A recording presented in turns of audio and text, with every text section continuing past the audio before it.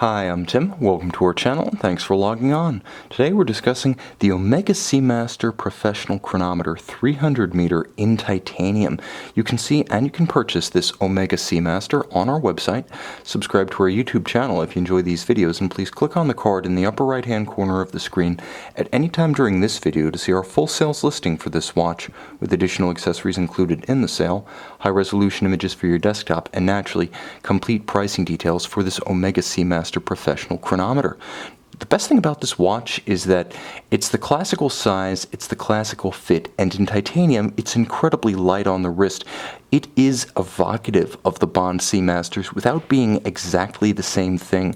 If you want a watch from an iconic family and an iconic line within that family, but you don't want the one that everyone else has, this is a great combination of case material, bezel design, and dial design to set you apart while staying within the family tree.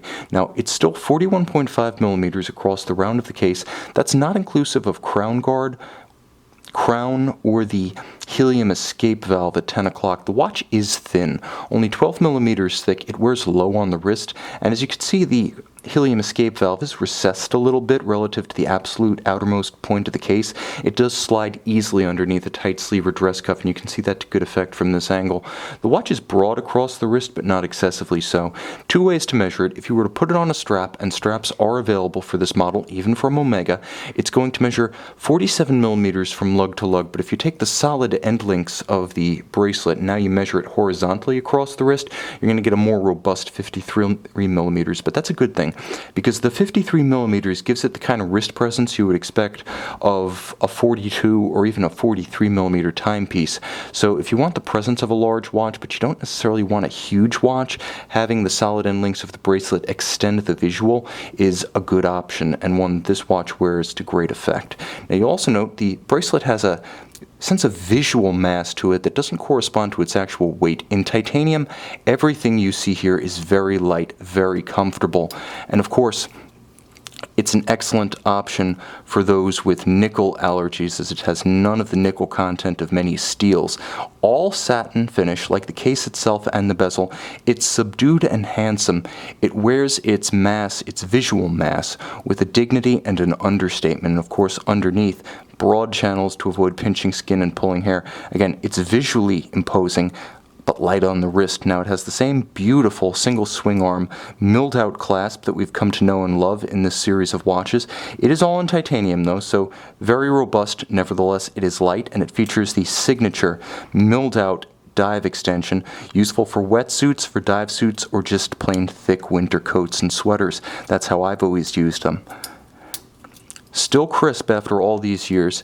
You can see the watch retains all of the signatures of the early titanium Seamasters of the 90s and early 2000s. You can see that it's still a printed dial, but no longer the dot indices of the traditional Bond. This one has immense trapezoidal and quite brilliant luminescent printed onto the dial.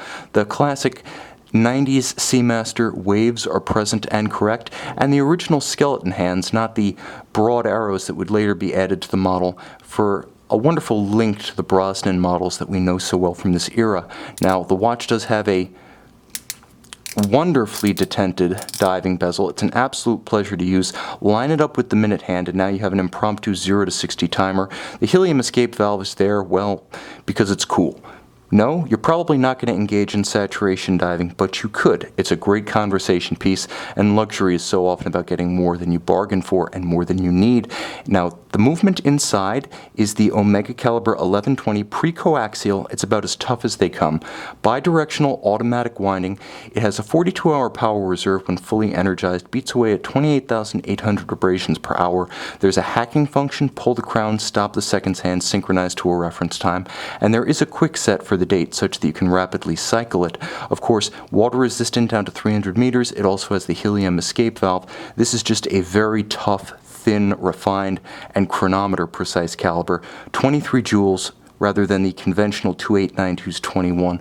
It's modified somewhat for Omega by ETA, and it is one of the all-timers, as tough as anything from Rolex. Since this watch does have the somewhat upgraded dial luminescence relative to the original Bond Seamasters, I'm going to leave you with a parting shot, a lume shot, naturally. Let me kill the lights and get to it.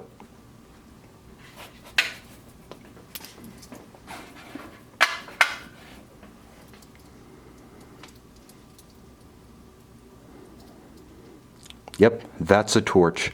Unmistakable lights on or lights off. You can see this one in the light of day and buy it on our website.